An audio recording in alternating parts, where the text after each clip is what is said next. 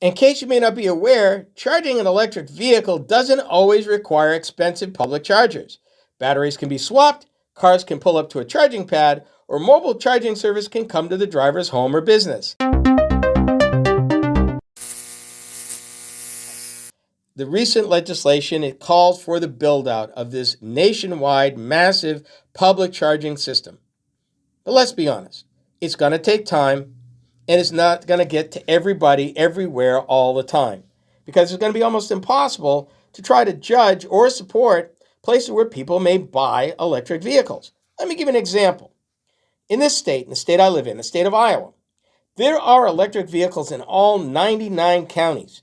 Now, obviously, in the more populated counties, there are way more. But in sparsely populated counties, there are electrics too. Does it make sense for a public utility or even a private charging service to build facilities in a county that may have a total of 25,000 folk, 3 EVs? Does it make sense? No, it doesn't. However, what if you happen to be one of those owners and you're traveling in a sparsely populated part of the state where EV charging is not necessarily widely available? What do you do? Are you just out of luck? 5 years ago, I would have said yes. Today, not so much. There are a slew of companies offering charging as a service, saying that if you can't get to the charger, we'll get to you. And in the cities, they're like, whatever.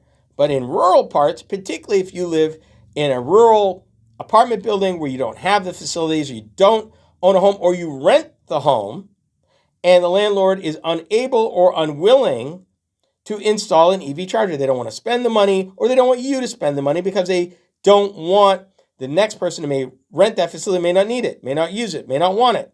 So that's dead money. Mobile charging as a service, particularly in those cases where they start with green power, where the power that charges the batteries that they bring to you and the vehicle that shows up, the vehicle's electric, the mobile units are charged with green energy, so everything is sustainable.